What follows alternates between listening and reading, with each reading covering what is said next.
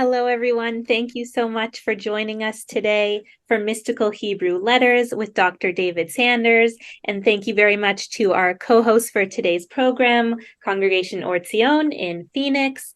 And hello, Andre. So nice to see you. Would you like to introduce today's guest speaker?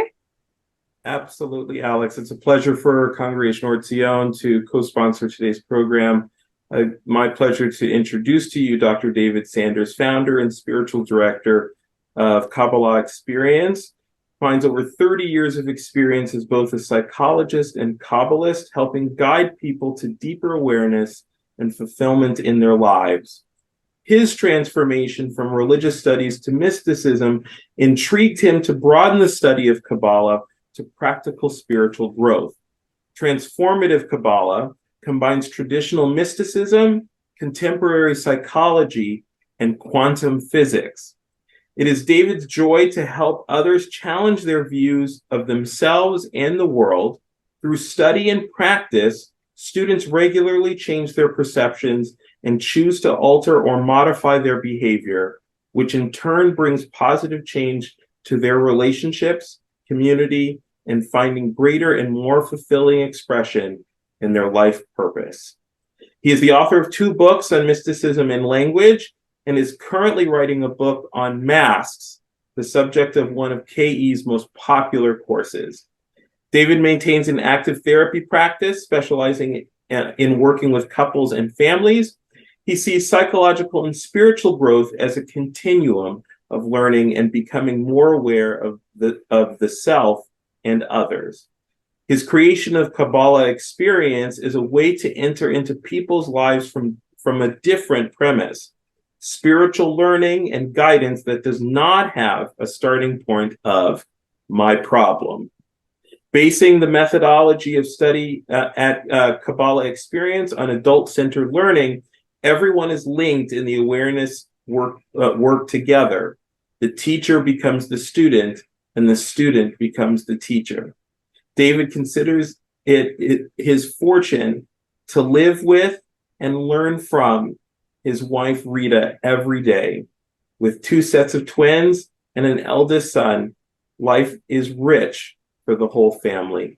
It's my pleasure to give to you Dr. David Sanders. Andre, thank you. I didn't know I wrote that much. Next time I'll shorten the bio. Let's take a moment, first of all, to recognize where many of us are today, which is probably not that much different than we were yesterday or the day before in terms of our grief, our sadness, our turmoil, our confusion, our empathy, all of those things going on in our world and inside of ourselves. So I want to acknowledge that in the context of our exploration of the beauties of Hebrew language and letters, that the very first letter of the Hebrew alphabet is the letter Aleph. And that, paradoxically, is a silent letter. So we start with any of our language explorations coming out of silence. And then, because the Hebrew alphabet, as we'll see, goes full circle, it goes from Aleph, 1, to Aleph, 1,000.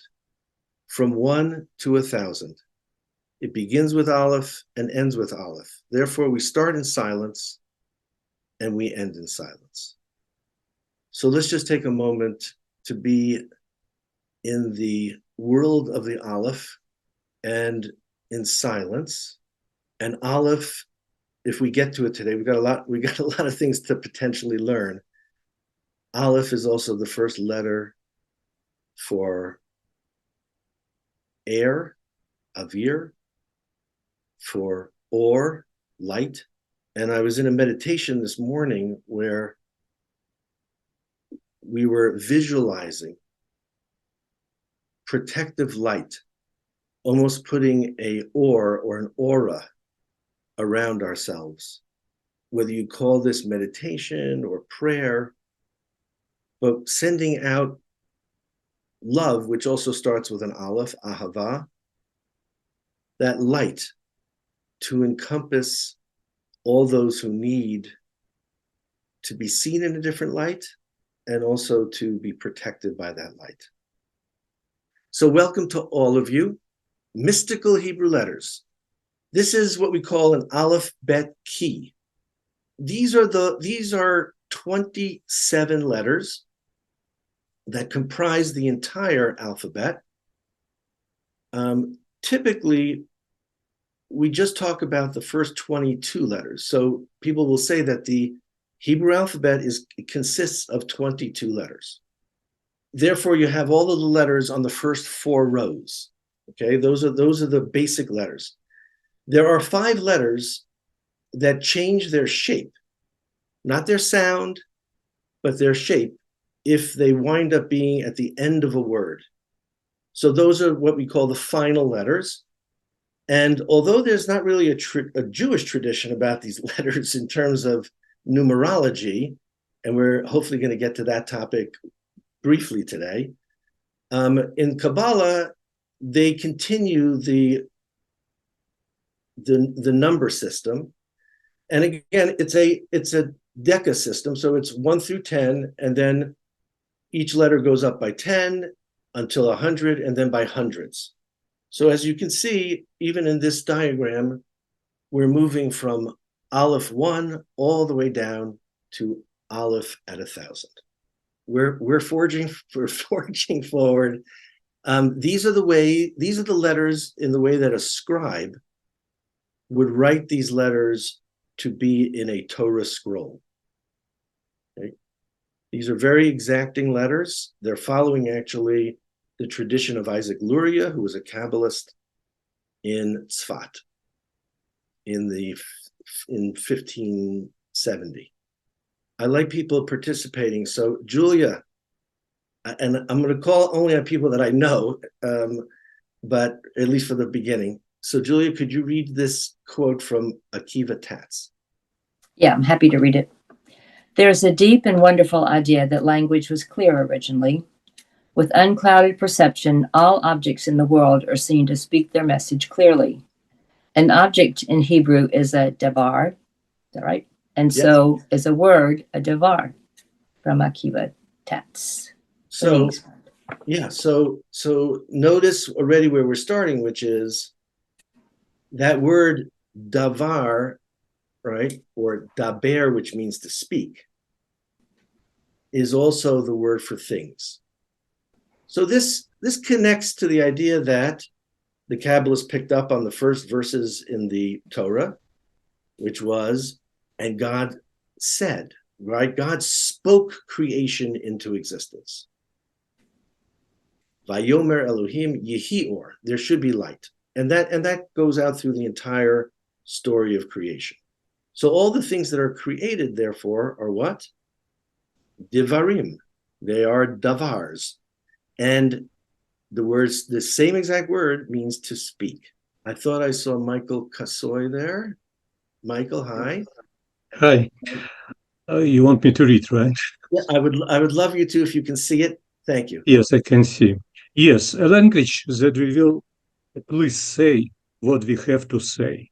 For our words no longer corresponded to the word. When things were whole, we felt confident that our words could express them. But little by little, these things have broken apart, shattered, collapsed in chaos. Every time we try to speak of what we see, we speak falsely, distorting the very thing we are trying to represent. Paul Auster. Yeah, there's many quotes like this about this notion that we've had a degradation in language. And certainly today we could agree that we're not always understanding each other, let alone communicating in the same language. We just read a I'm sorry, we're just about to read the story of the Tower of Babel, Bavel, Babylonia. But this is at the end of the Torah portion of Noach. And in it, it describes that language got fragmented, language got dispersed. One way is to say that they just spoke different languages, but the other is to say that even if they spoke the same language, they no longer really were communicating. So I wanted to give just a quick example of what we mean by an intrinsic meaning in language. The modern linguists, starting with Chomsky and moving to Foucault and Diadra, I was a linguistics major at one point, have pointed out that language has no intrinsic meaning. But that is what the Kabbalist in particular, but also other traditions within Judaism have highlighted that language does have intrinsic meaning. When my family and I visited Hawaii a little while ago, we were out on a boat, and I wanted to learn a little Hawaiian while I was there. And one of the questions I asked our guide was, what is the word in Hawaiian for tree? And there are some really beautiful trees, unusual looking trees in Hawaii, including that amazing banyan tree that somehow survived the horrific fire on Maui. And I remember seeing that tree specifically when we visited. Wow. So he explained that the word for tree is kumu lau.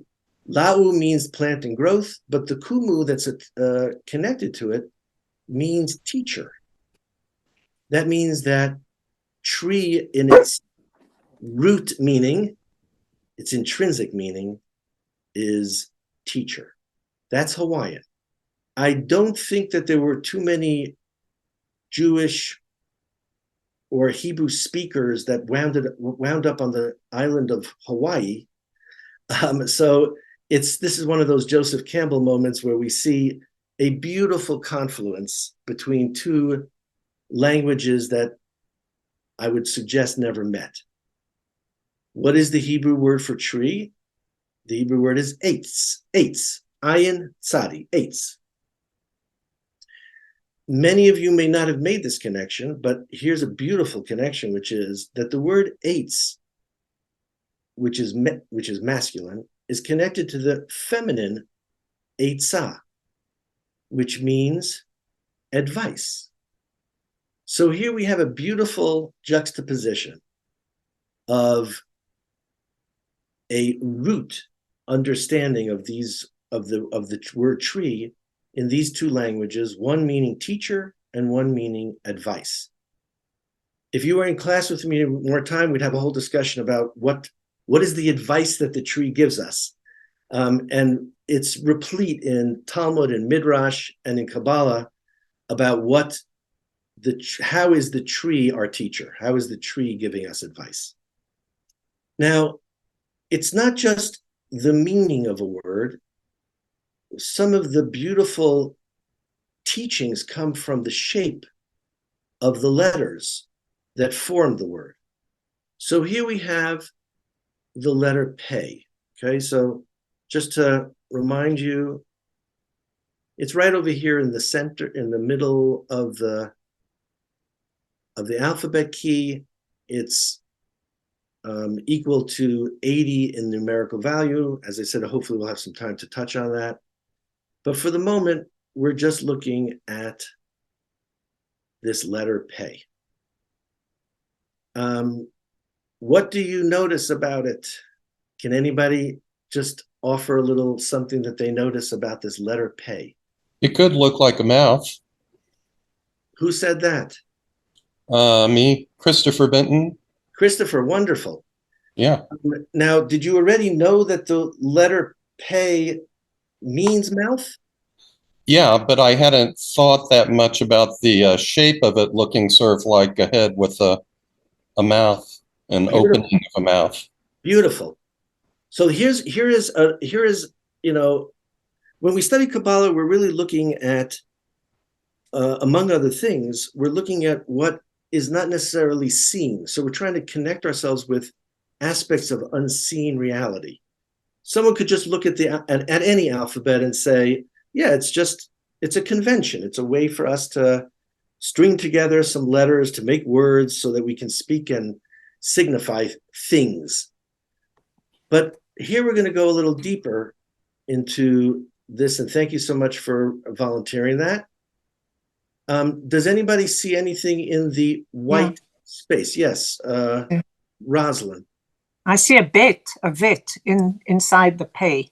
Okay, so I just want to make sure that everybody is on the same alphabet page. Here is the letter bet in black. It's the second letter after the aleph. Notice its shape. Now we're heading over here, and Rosalind has pointed out that there is a white bet inside of the letter pay. All right, I unfortunately, if I have this up, I cannot see everybody on my screen, but would anyone want to offer a potential reason why there's a white bet inside the letter pay? I will. Sure. With our mouths, we can say a bracha, a blessing. Absolutely beautiful. With our mouths, we can say a lot of things, right? Including blessing. Right. But the letter bet represents the very first letter that we speak. It's the first pronounceable letter. So therefore, in a way, what is it doing? It's representing all of language, because all language is inside of our mouths. And isn't it God who spoke with anthropomorphically his mouth or her mouth, the world? Yes. I can't see who said that. Who said that? My name is Thea. Svea? Thea. Fia. Hello, Fia. Well, you should know something about the pay or the fey, because it's Fia. So, so in Kabbalah, there's a beautiful teaching, which is that surrounding the bet of Bereshit, right, in the beginning, is a white pay, the mouth of God. Do you see how that fits with what you just said, Fia? So David, one of the things that what you're saying is bringing to my mind, and I think it's Kabbalistic, but don't hold me to that, that when you look at the Torah, the black letters are the human part, if you will, and the white space is God's Torah. There's a beautiful teaching by Levi Yitzchak of Berdichev, who wants to suggest just what you said. He was a Hasidic master. But there's a more general statement both in Talmud and Kabbalah which says, and we're about to look at this, that these letters are black fire on white fire. That's what the phrase is called. David? Yes. If I can also throw in the Torah, the creation story, it begins with the letter bet, right. Bereshit, and of course the next word is bara, to create, which begins with the letter bet, and so I can make a connection that it's with our words, with our language, we create, in a sense, the world that we view. Yes, and Christopher, thank you so much for that. And what's flying around your head, serendipitously, is where we're about to head in terms of this teaching. Now I can't see everybody's sort of head, but Francie, I see that you're raising your hand. Yeah, I was also going to say that double lesson for the letter bet is foolishness to wisdom. So with our mouth, we can speak narishkeit, we can speak foolishly, or we can speak with wisdom.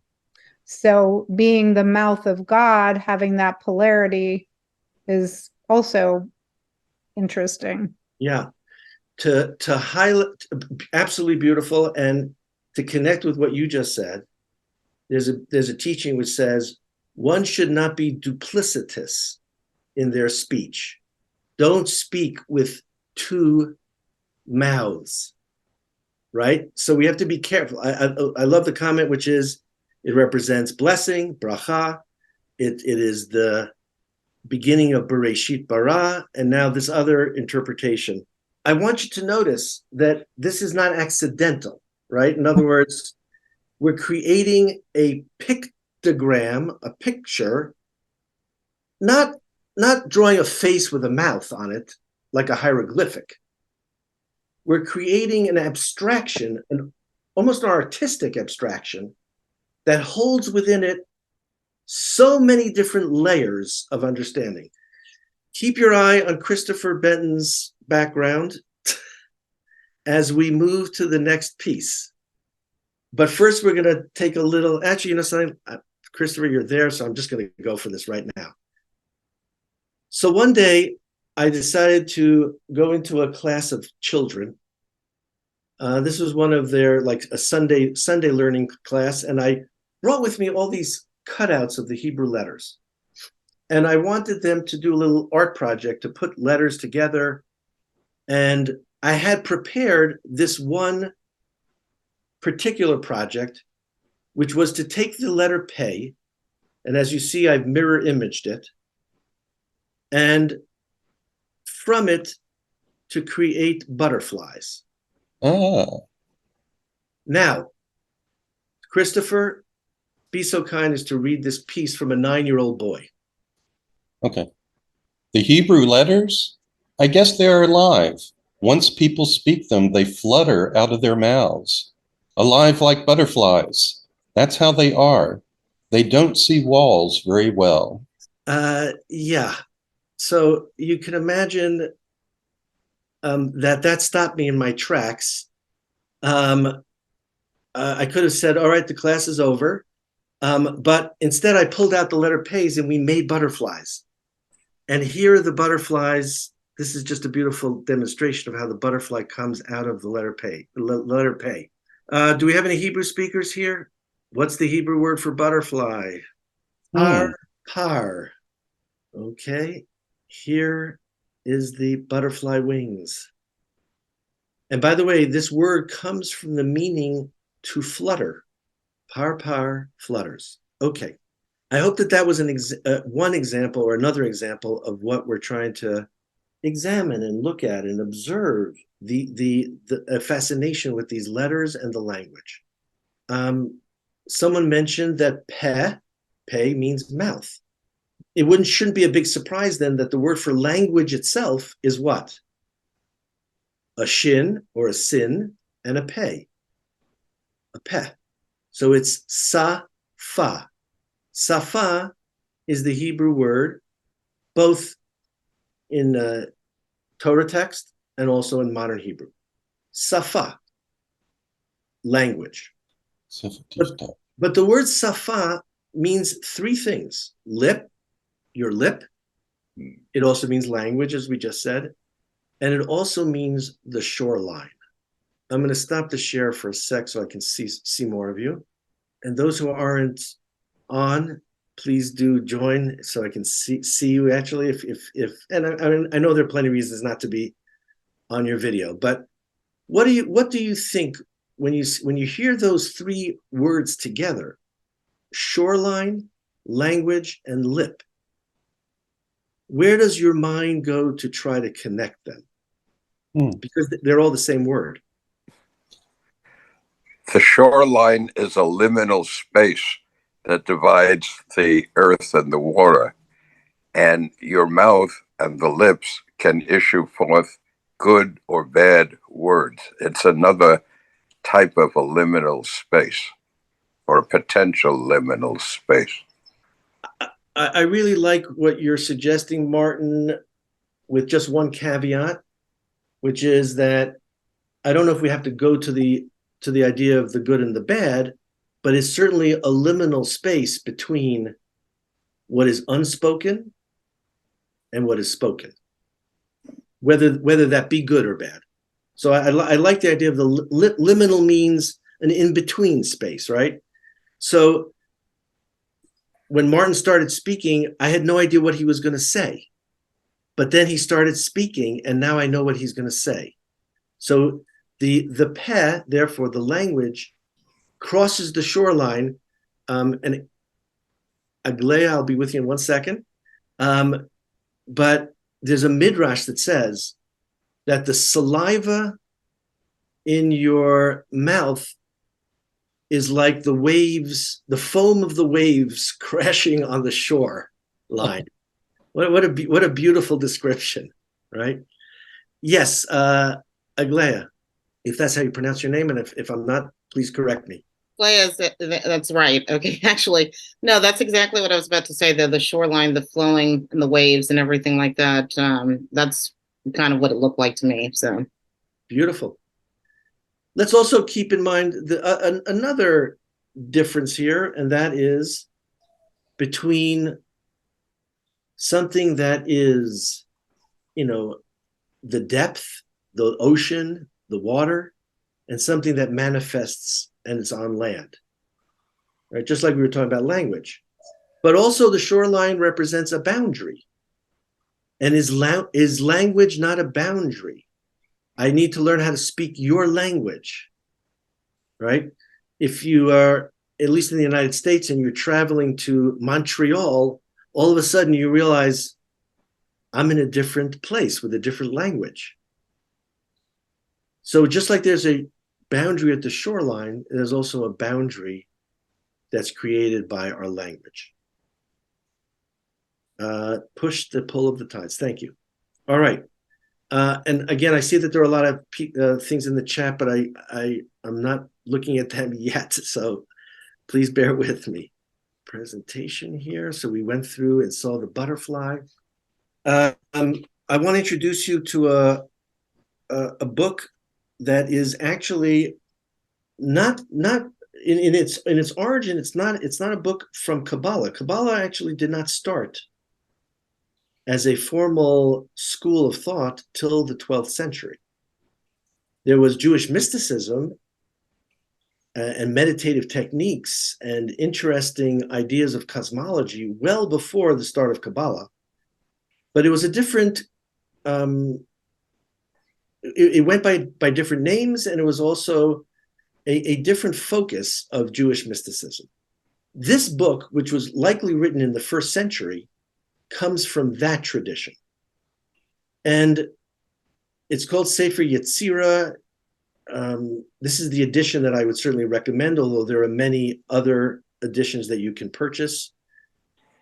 It's named here the Book of Creation. It really should really be translated as the Book of Formation.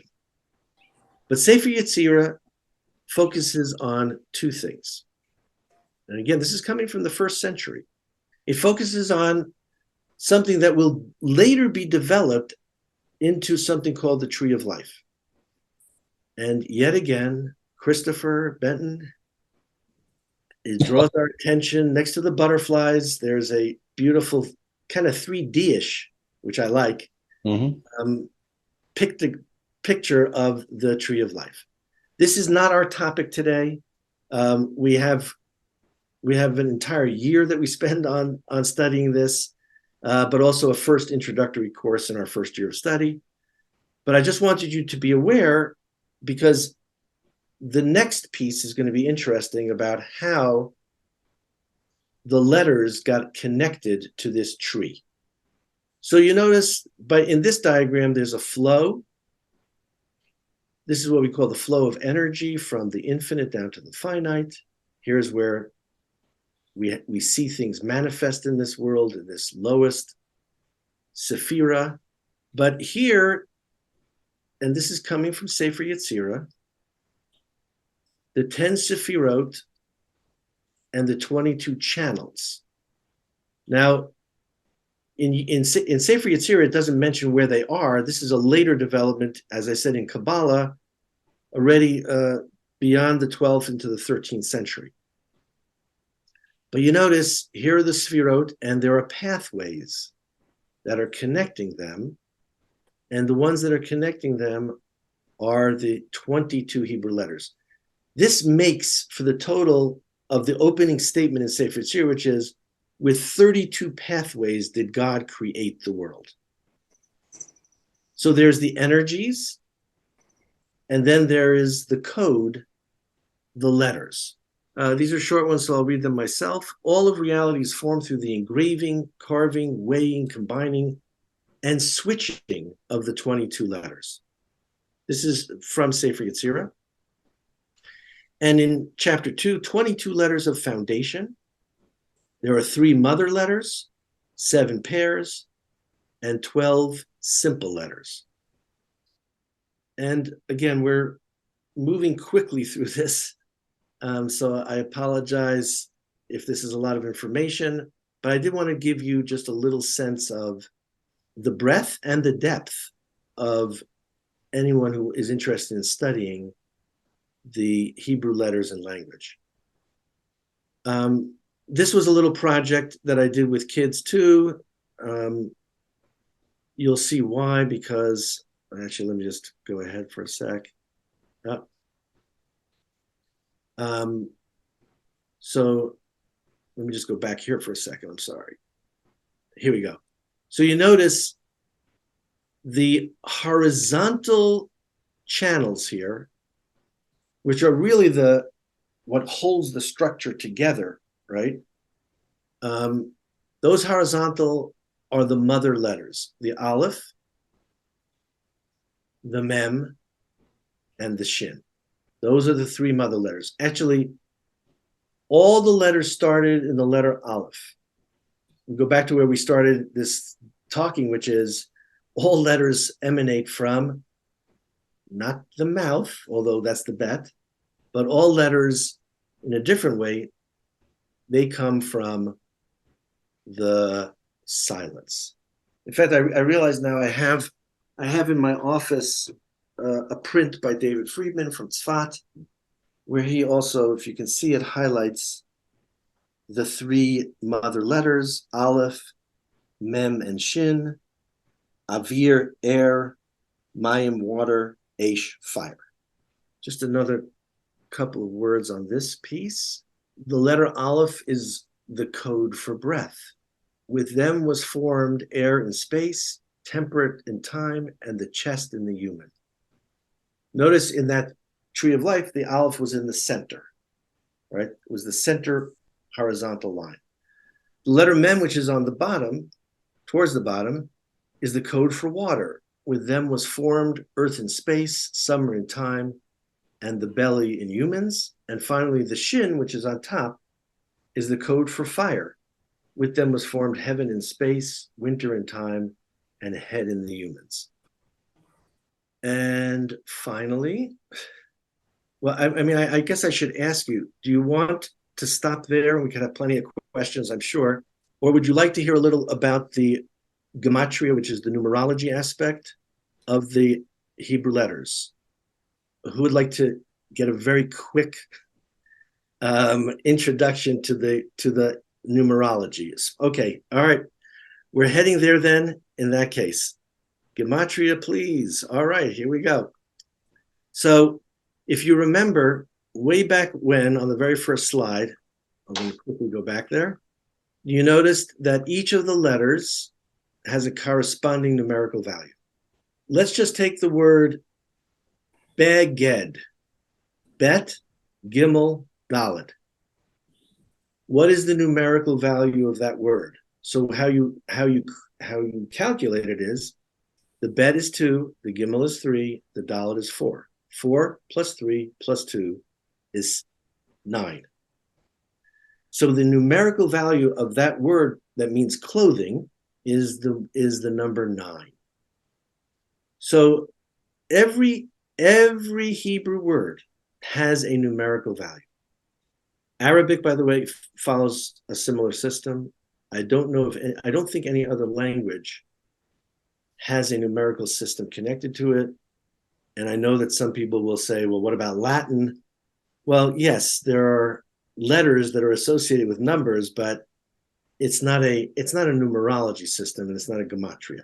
And gematria, by the way, is Greek for numerology. Mm-hmm. All right. So I'll tell you why I'm going to be asking you this question shortly, but the Hebrew name for Eve is Chava. If we go back, and I know can I do this? Let me see. Nope, I have to go all the way back. Sorry. So for the name Chava, if you can remember the letters, there's the Chet, 8, the Vav, 6, and the Hey, 5. 8 plus 5 plus 6. For a total of? 19. Correct. All right. So when our daughters were born, we have identical twin girls. And what you name a child has extreme significance. In a way, we could, from the Kabbalistic perspective, our name is our code, or certainly part of it. So since we were having identical twin girls, my wife picked the English names Eva and Isabel. And I wanted to find a Hebrew name for Isabel that equaled 19.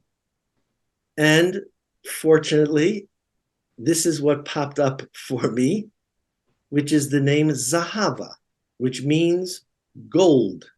So if we would go back to that Aleph Bet key, you would see that the Zayin is 5, the Zayin is 7, the Hey is 5, the Vet or Bet is 2, and the Hey is 5. So 5 plus 2 plus 5 plus 7. Christopher? It's 19. All right. So we've got 2 little girls to be born and named, different Hebrew names, Chava and Zahava, but their DNA, their underlying structure is 19, is the same. Now, where this inspiration came from, I'm not sure exactly, but if you look through the entire Torah, it's an extremely rare phenomenon that phrases are repeated verbatim. In other words, the exact same phrase is repeated. But there is a phrase that is mentioned by the vestments, the clothing that the high priest wore. And it said that on the hem of the high priest were golden bells shaped like pomegranates. That's the description.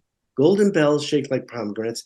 In the Hebrew, it's Pa'amon Zahav Rimon, Pa'amon Zahav Rimon. A golden bell and a pomegranate, a golden bell and a pomegranate.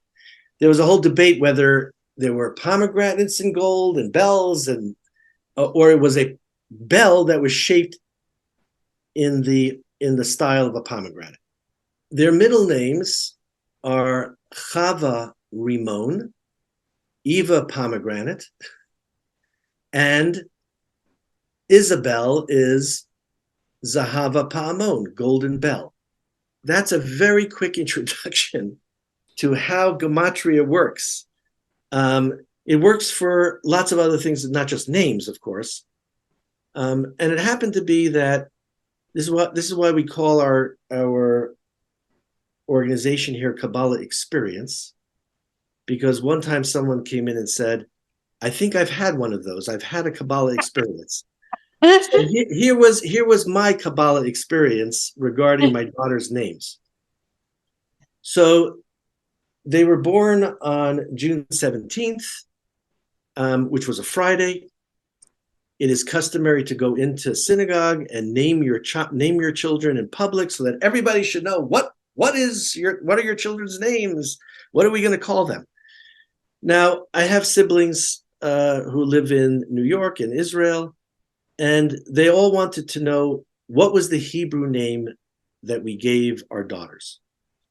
So I told my brother in New York, Chava Rimon and Zahava Pa'amon. And I explained to him how I came to those names because of the little bells on the hem of the high priest. And my brother says to me without a skip, David, are you aware that 3 days ago, this past week, 3 days ago, they found for the first time a tiny little golden bell in the shape of a pomegranate in a sewer in Jerusalem. And they've dated it back about 2,000 years ago. And that little pomegranate now sits in the Israel Museum. I had a picture of it because they made facsimiles of it, and I bought my wife one, which she proudly wears, to hold next to her heart the connection between our two girls who are now 12 years old, Zahava Pa'amon and Chava Rimon. All right, that was a very quick entryway into the mystical Hebrew letters. And let me just see what time it is.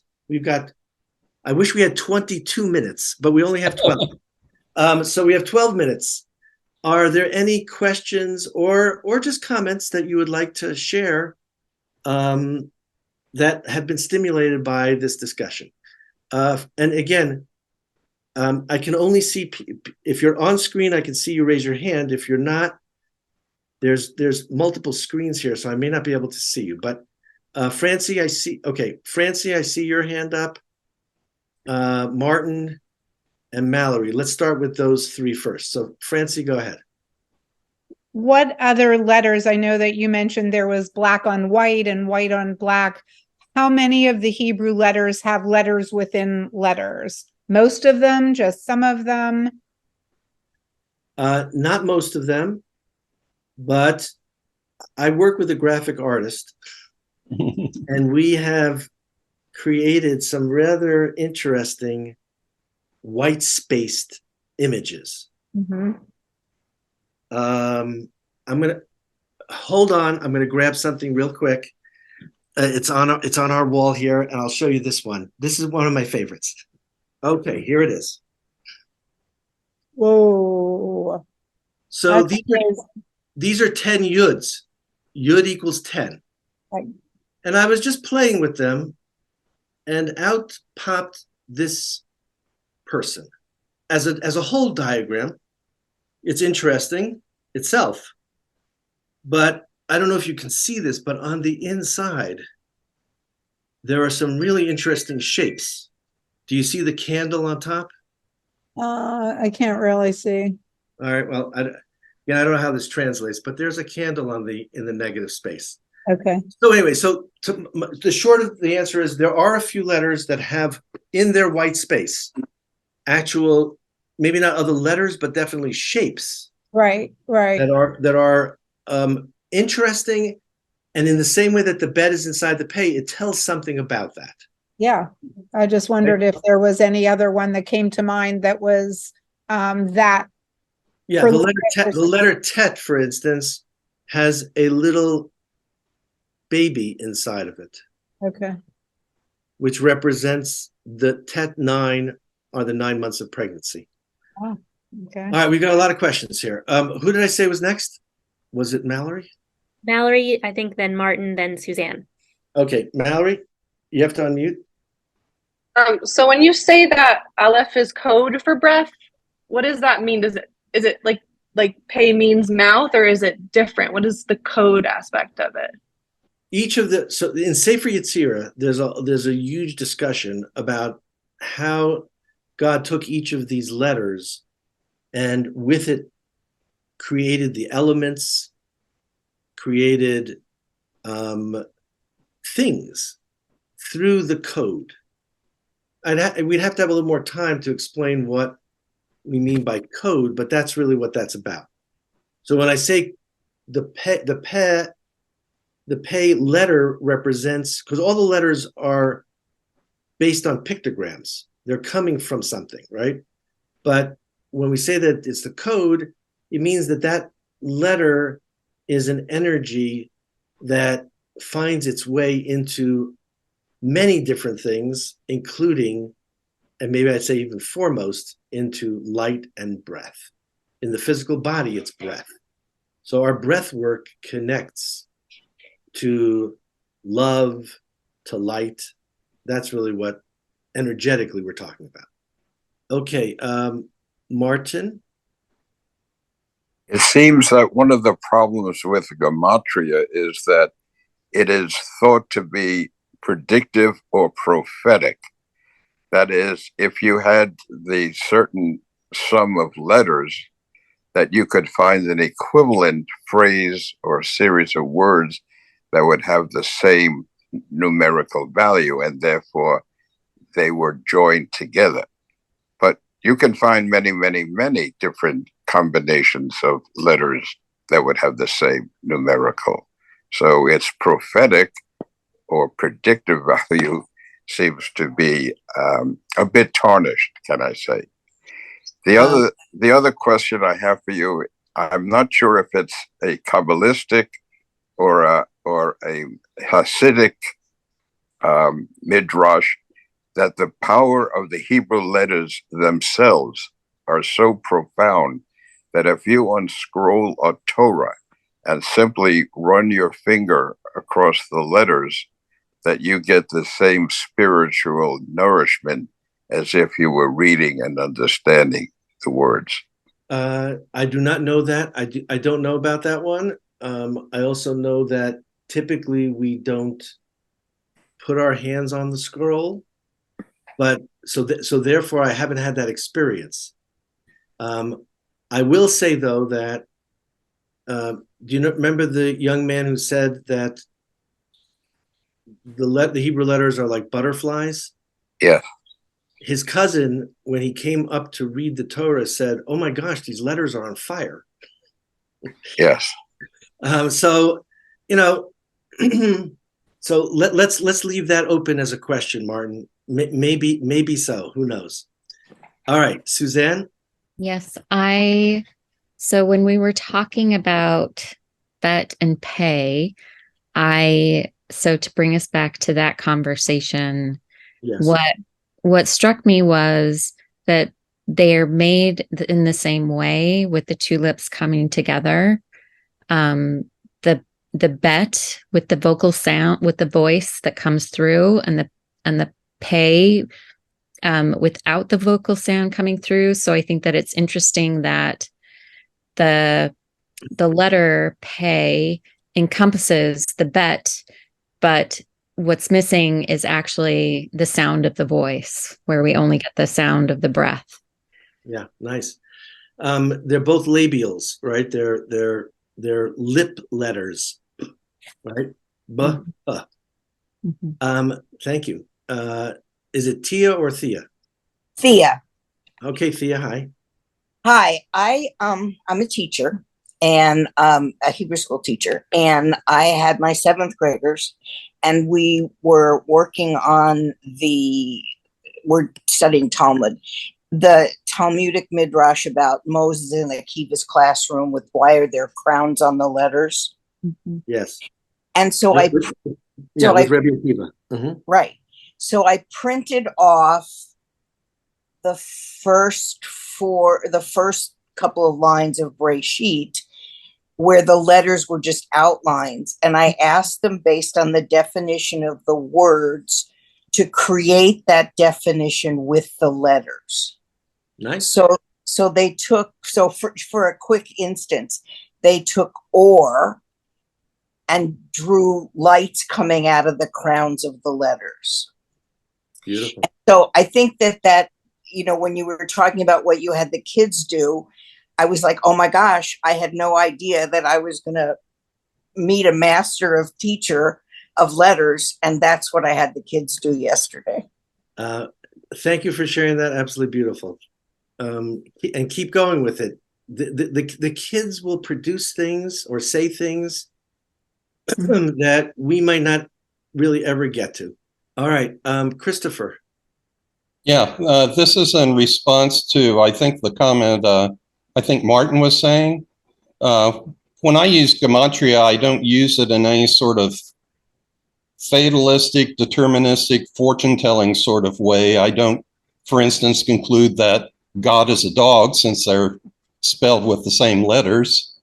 But I use it to stimulate my thinking and to help make meaningful connections.